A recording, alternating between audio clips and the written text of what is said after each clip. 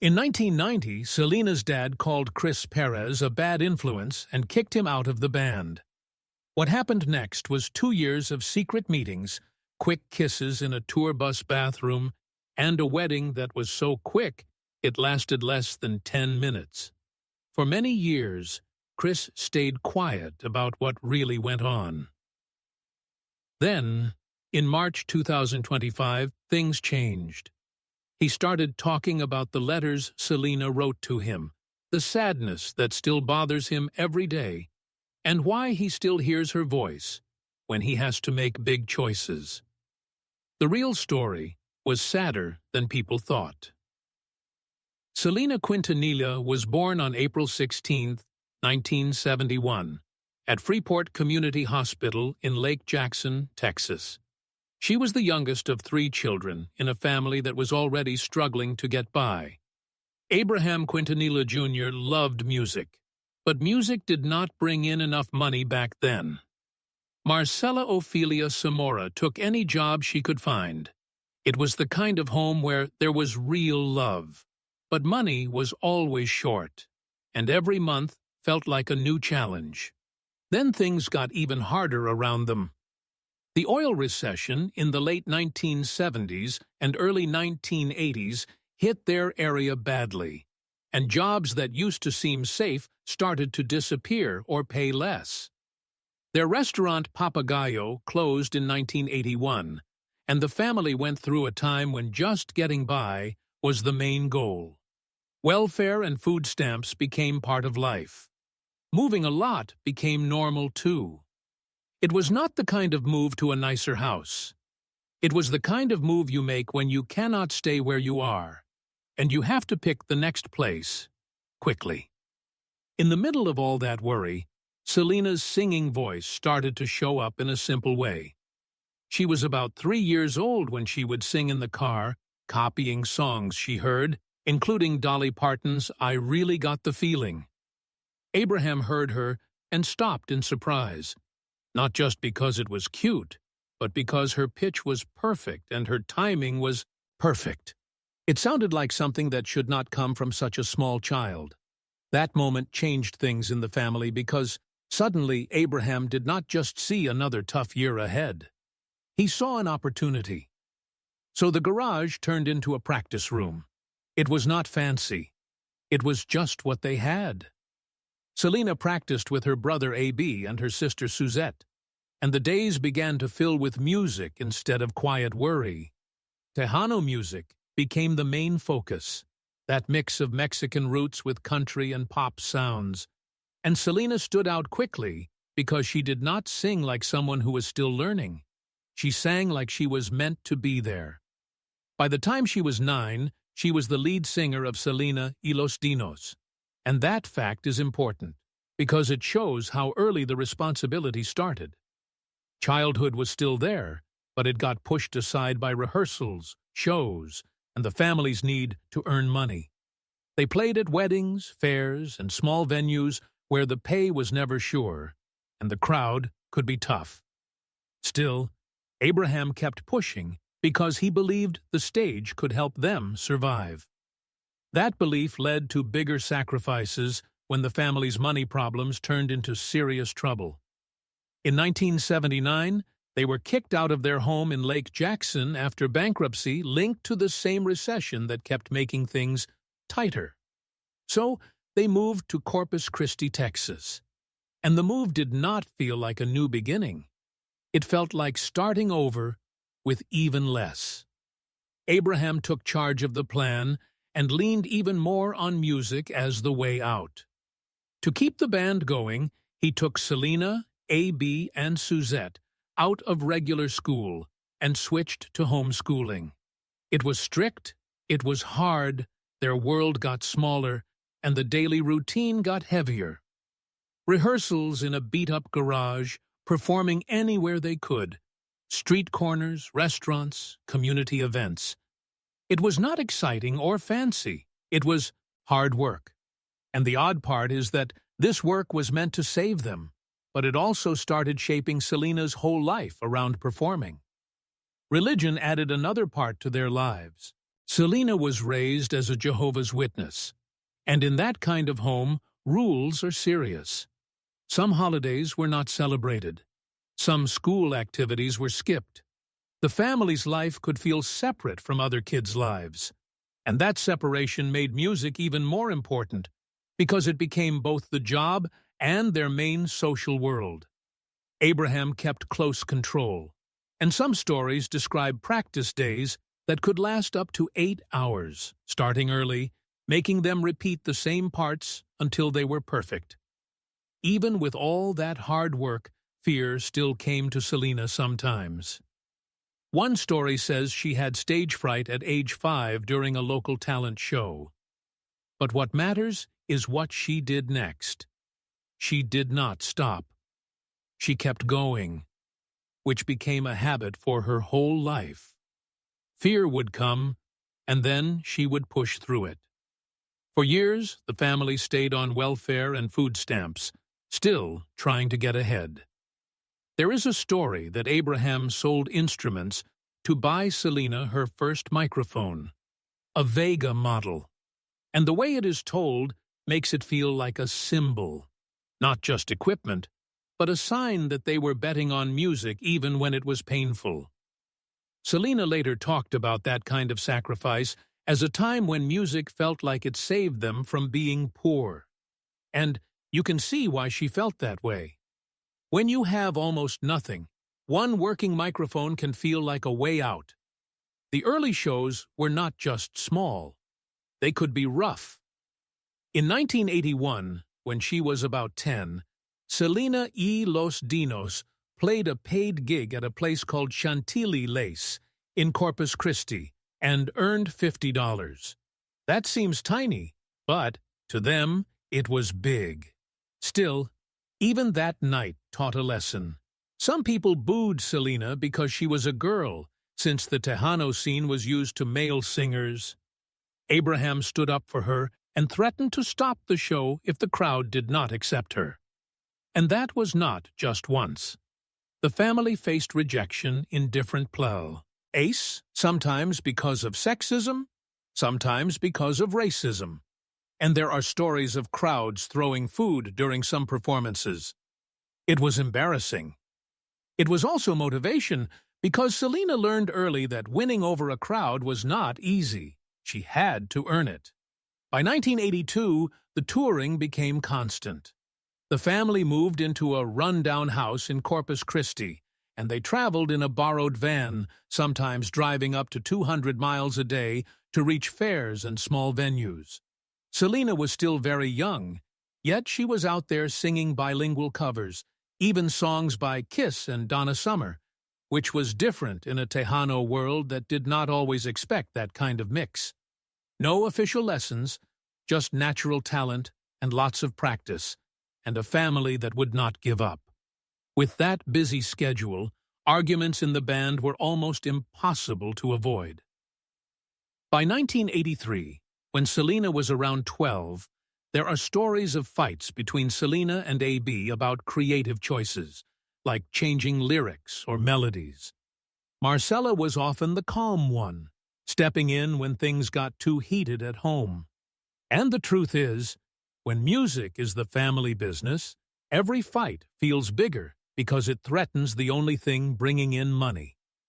In 1984, they put out their first album on cassette themselves and sold about 500 copies door-to-door at fairs. That effort should have felt proud. But it also brought a new issue: bootlegging, people copying tapes without permission. There is a story that Abraham sued a small label for $2,000 in stolen money. And whether every part is exact or not, the point is clear. Even small success can get taken away quickly, especially when you do not have much power yet.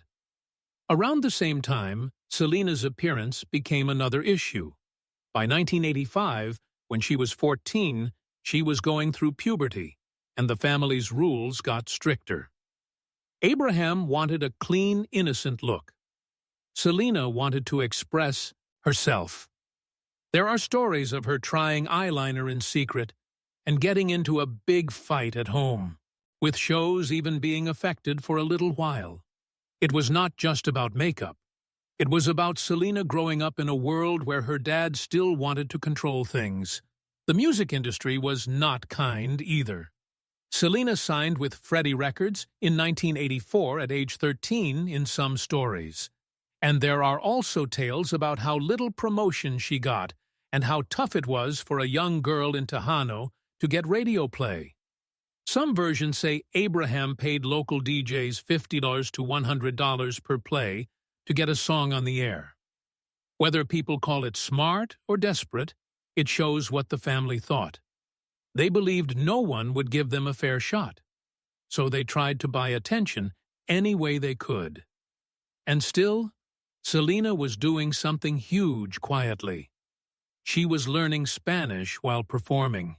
She mostly spoke English at home and learned Spanish by sound, using her ears and practice, gaining confidence on stage while still improving in private. That is a hard way to learn because the audience does not care that you are still learning. The audience only reacts to what they hear right then. The big moments started coming one after another. On February 28, 1986, at the Tejano Music Awards in San Antonio, Selena had a huge breakthrough.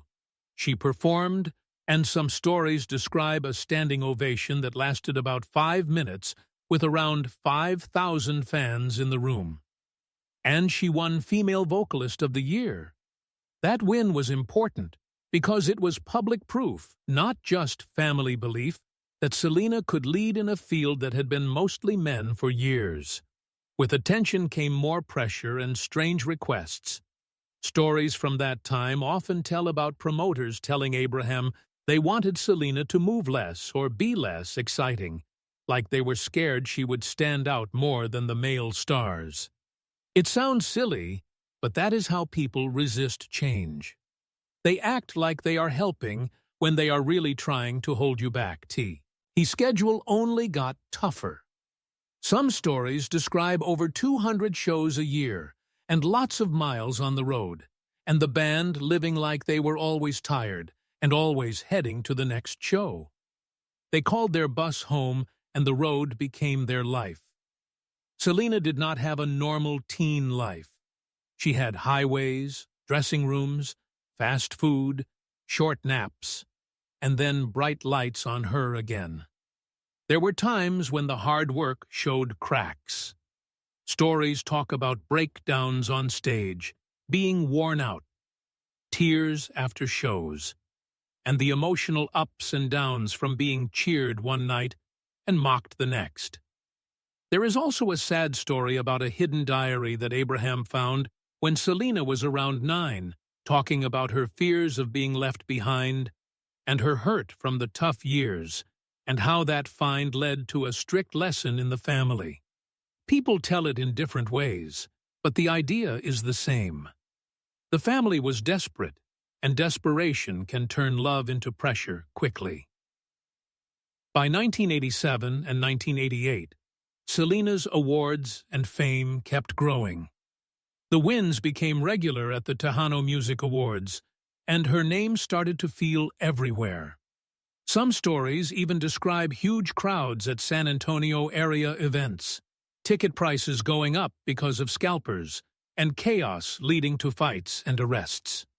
It is hard to know every exact number in those tales, but what is clear is that Selena was bringing in a new kind of crowd, including young fans and young women who finally saw someone like them on stage. Even the song choices became a battle.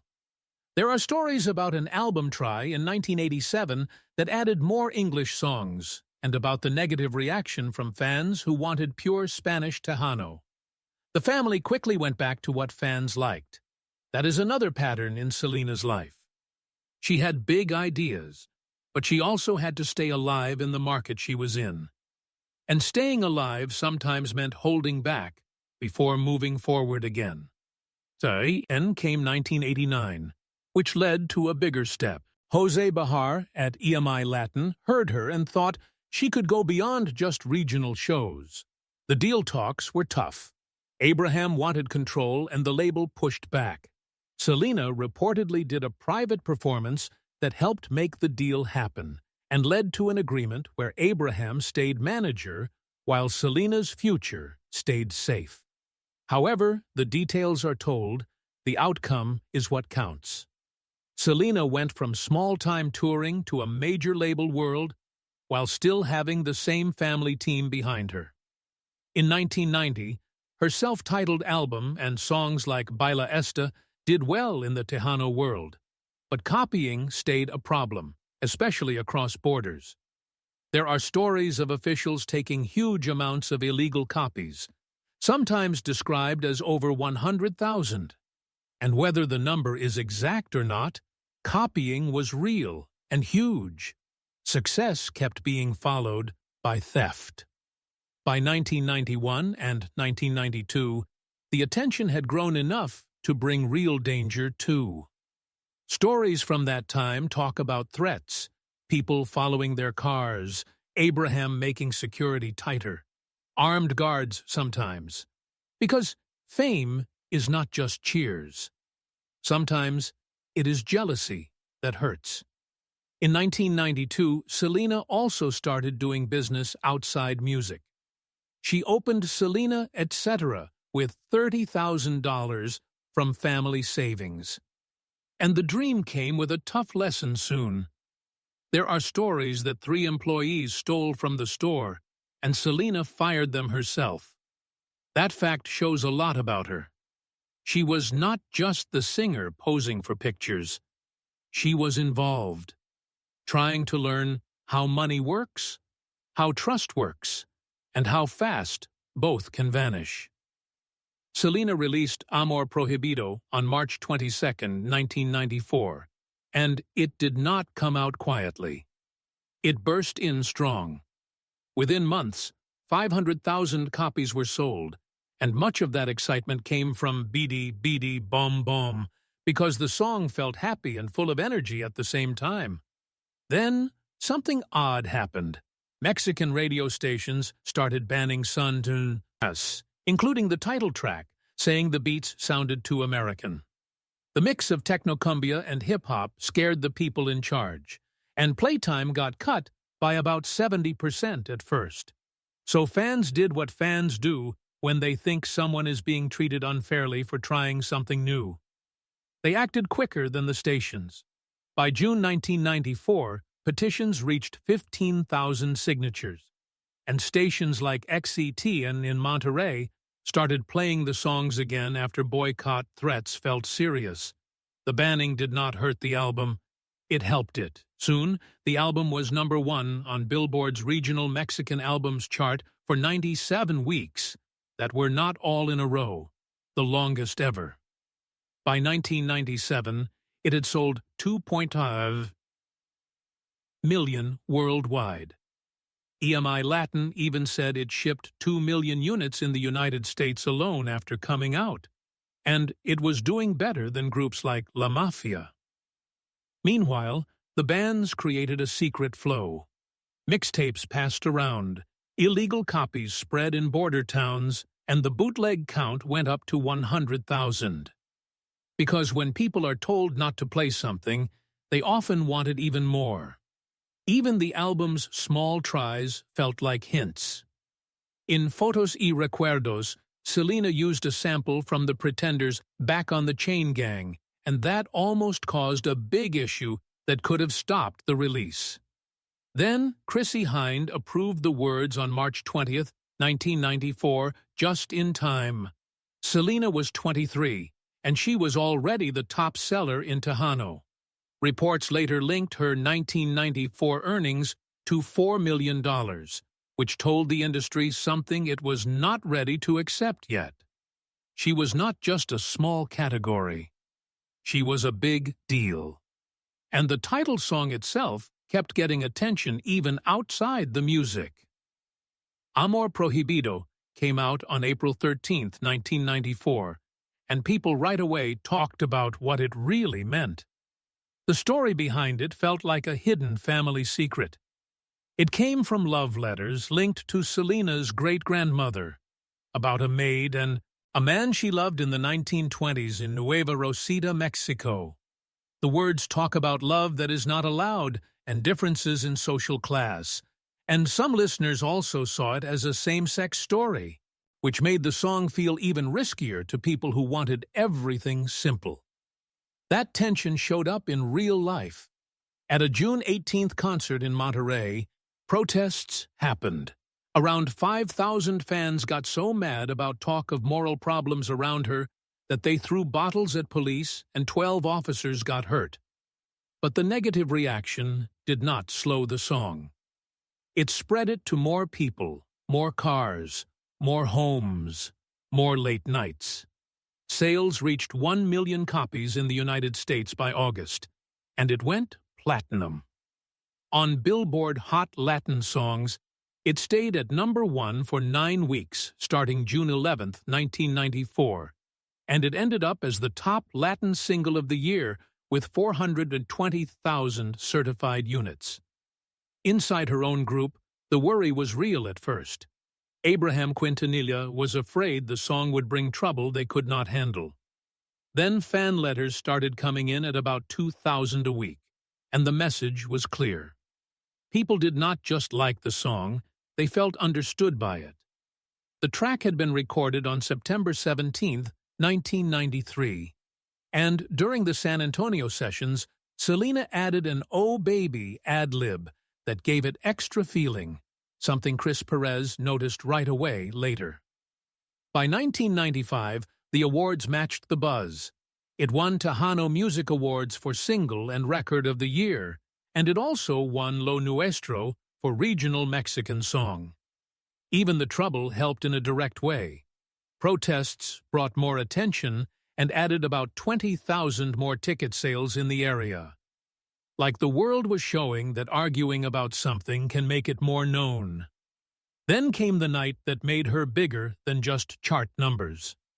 On February 26, 1994, Selena performed at the Houston Astrodome and brought in 64,105 fans, breaking Elvis Presley's 1956 record of 26,000 for a Latin act. It was her 23rd birthday weekend. The crowd was packed, and the show was already loud when the lights suddenly went out. At 9:47, a power problem caused a 20-minute blackout. Those huge 100,000-watt lights went dark while over 60,000 people yelled. And a moment like that can turn bad quickly. But Selena did not panic. She grabbed a flashlight, joked in Spanish, "No fear," and then she sang a cappella calm and steady, like she was holding the whole room together.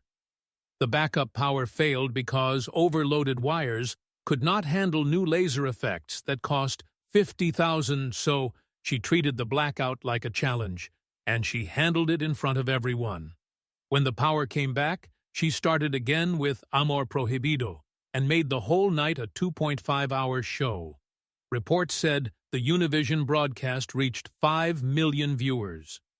Billboard's March 5th issue talked about the news and gave credit to her calm for no one getting hurt, even with fire safety warnings in the air. That night made $750,000, and it also built her name as Tejano's biggest live performer. It beat her 1993 Astrodome record of 60,948, and her 1995 final show there reached 66,994, right before everything stopped. By 1995, she was also entering spaces not made for her. On February 16, 1995, Selena won a Grammy for Best Mexican-American Album for Live from 1994, and she became the first Tejano woman to win it. She beat 10 male acts at the 37th Annual Awards, and the win brought pride to some and jealousy to others. Rumors started going around. Names got brought up. David Lee Garza was one of the other artists linked to the gossip, and the talk got darker when tech issues happened at the Tejano Music Awards on January 28, 1995. Her equipment failed twice during the performance, and logs blamed loose XLR connections. Then, anonymous calls reportedly came to EMI Latin on March 10th, threatening power cuts for Grammy stages. Still, Selena went on and performed Amor Prohibido perfectly. She got a standing ovation from 15,000 people there. That same night, she won 6 Tejano Award, as including Album of the Year for Amor Prohibido. Her live sales jumped 300% to 500,000 units after the event, and the rumors only made her seem stronger, especially as people felt she was planning an English crossover that traditional fans did not like. And she was not just making music, she was creating a whole style with her own hands. During the June 1994 promo tour, Selena wore bustiers she designed herself, covered in Swarovski crystals that cost about $2,000 each. She mixed Tejano style with pop sparkle, and it became her look. Then came a moment the gossip papers loved. On July 15th, at a Miami Univision taping for Primer Impacto, a zipper broke mid-Bidi Bidi Bom Bom at 8:22 p.m. live. For 45 seconds, her stomach area was showing in front of about 2 million viewers before staff ran in with a jacket. The next day, papers like La Prensa shouted about a sexy accident, and 500,000 copies sold. Abraham was mad. He banned that outfit and ordered stronger corsets by August 1st. Selena went back to performing anyway. At her Corpus Christi shop, she sewed around 50 outfits, adding metal clips after that. The accident still had an impact, whether she wanted it or not. EMI connected it to a 40% jump in single sales in Florida. The new look appeared at the Astrodome, and by 1995, about 10,000 copies had sold, turning a mistake into a $100,000 merchandise boost. While attention was on her outfits and charts, her business side was growing fast. By late 1994, her boutiques in Corpus Christi were doing well, making around $1 million a year and hiring dozens of people. But behind the scenes and smiles, Yolanda Saldivar, the fan club president and boutique manager, was reportedly stealing. Checks were faked. Money was taken from the fan club and the shops. The amount stolen was over $60,000, and some estimates put it at about $123,800 in today's money. Workers saw unpaid bills and missing things. Fans complained about memberships that gave nothing back. Abraham started looking into it after upset letters kept arriving. And when he asked Saldivar, there was no good answer. Selena fired her from the boutiques in March 1995. But by then, the story had already become dangerous. At the same time, the dream of crossing over to English music was pushing hard on her. Literally, her English album, Dreaming of You, was meant to open the big pop world in 1995, and the Los Angeles recording sessions had famous people and high expectations. The label wanted her to change her voice to sound more American, and that caused stress. Long days, little rest. A feeling that she was being asked to smooth out the parts that made her special. Fights reportedly happened when producers wanted changes, and one argument lost a whole week of recording. She felt bad about delays, but she also did not want to pretend to be someone else just to make bosses happy. The album was only half done when she was killed in March 1995. And still, when it finally came out, it made a huge impact. In the middle of all this, she was still touring, still appearing, still saving moments that could have gone wrong. Her 1994 Viva America tour reportedly sold over 300,000 tickets and went to 10 United States states. Then came a mess at an El Paso border crossing, where delays left the band and fans waiting overnight. Officials held the group for hours over papers, and the crowd got upset. Selena stepped up and started singing a cappella. turning a bad wait into something people would later remember as special instead of awful. The sad part was clear. Border waits were already known for being long, sometimes over 90 minutes. And yet, she still made fans feel important even when nothing was moving. She also knew how to deal with drama without making it worse. In 1994, Tejano star Laura Canales accused Selena of taking songwriters, and the argument hit the news. Fans picked sides quickly because people like watching fights when they are not involved. Selena stayed calm. She invited Canales to record a duet together, and the song became popular. The story changed from fight to teamwork, and Selena looked like someone who could turn trouble into progress. She was also smart with money, and her image even when big offers came. Amor Prohibido reached number 29 on the Billboard 200 in 1994, which bosses did not expect from a Tejano artist. The album stayed on charts for months, and singles like Bidi Bidi Bom Bom ruled Latin radio. She reportedly said no to a $1 million underwear deal, saying it did not fit who she was. That decision made her seem even wiser because it showed she was thinking long-term. The album became the first Tejano album to top the Billboard Top Latin Albums chart, staying at number 1 for 20 weeks and in the top 5 for 98 weeks. And it helped the whole genre grow. Behind the public story, her private life was full of secrets too. She met Chris Perez in 1989 when he joined Los Dinos as lead guitarist. He was 20 and she was 18, and they connected quickly. But Abraham controlled everything and banned in dating, worried romance would mess up the work they had built. So Selena and Chris dated secretly, meeting in hidden spots, stealing moments, even kissing in the tour bus bathroom. When Abraham found out in 1990, he fired Chris and called him a bad influence on the family. Chris was heartbroken, but the two kept finding ways to stay in touch. Calls, notes, quiet promises. That hidden love went on for 2 years until they decided on the only choice left. On April 2nd, 1992, Selena went to Chris's hotel room early in the morning and told him they were getting married that day. They drove to a courthouse in Corpus Christi with 2 witnesses. The ceremony took less than 10 minutes. Then they kept it secret.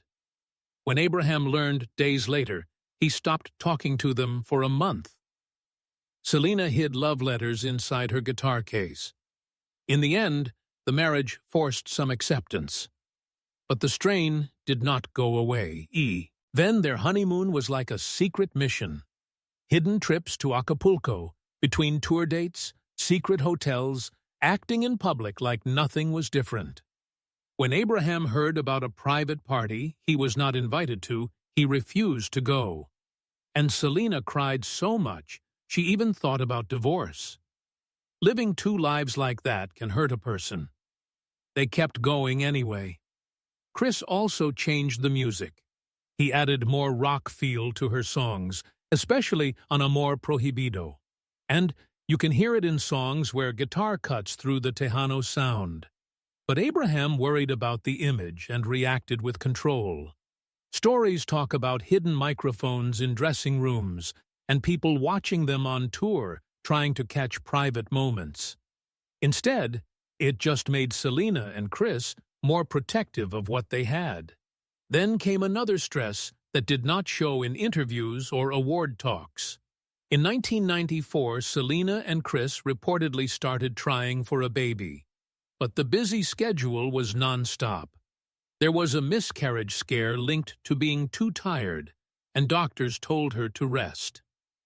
It brought them closer, while also showing how breakable the dream was, especially as the English crossover stress kept growing. And then, the betrayal that had been hiding finally came out. By January 1995, upset calls and letters from fans poured in about fan club memberships that never sent promised items. Boutique bills stayed unpaid. Staff saw missing money. Abraham's check pointed to Yolanda Saldivar. And the stolen amount was over $60,000. Selena faced her in early March, heartbroken. During one hard moment, Saldivar reportedly threatened to kill herself, which scared Selena and made things feel more dangerous right away. Selena fired her, but Saldivar did not go away. She made things worse. On March 31st, 1995, Selena met Saldivar at a Days Inn in Corpus Christi to get back financial papers and face what had been taken. Saldivar had reportedly bought a .38 Taurus revolver after being fired, and the attack happened with clear plan. Selena was shot once in the back at close range. The wound caused heavy bleeding, and doctors later said the cause of death was blood loss from the gunshot.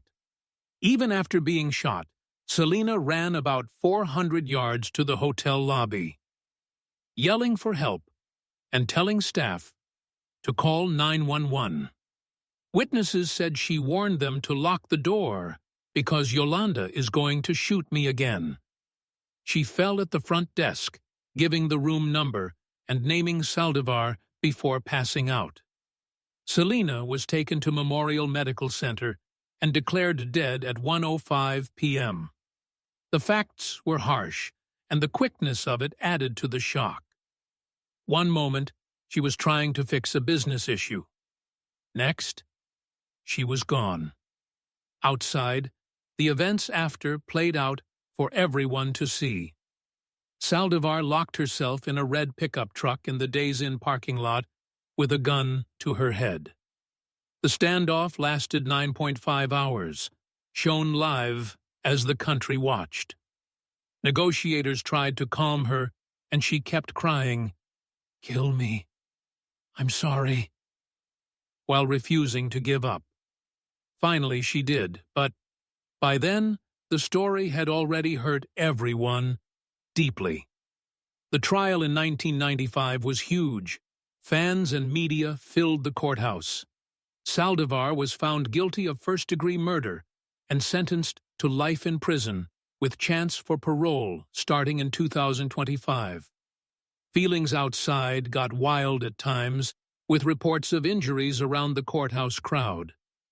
The case also brought out upsetting claims about obsession and stalking, and it left a community feeling robbed by someone who had been let too close.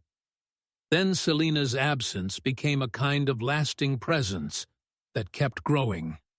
Dreaming of You came out on July 18, 1995. In its first week in the United States, it sold 331,000 copies. On its first day alone, it sold 175,000, a record at the time for a female artist. On August 5, 1995, it debuted at #1 on the Billboard 200, becoming the first mostly Spanish-language album to reach the top of that chart. I Could Fall in Love became a big radio hit, and reaching #1 on Hot Latin Songs and getting into the top 20 of the Hot 100 airplay chart, bringing new fans to her music even after she was gone. Texas honored her quickly. 2 weeks after her death, Governor George W. Bush made April 16th, her birthday, Selena Day in the state.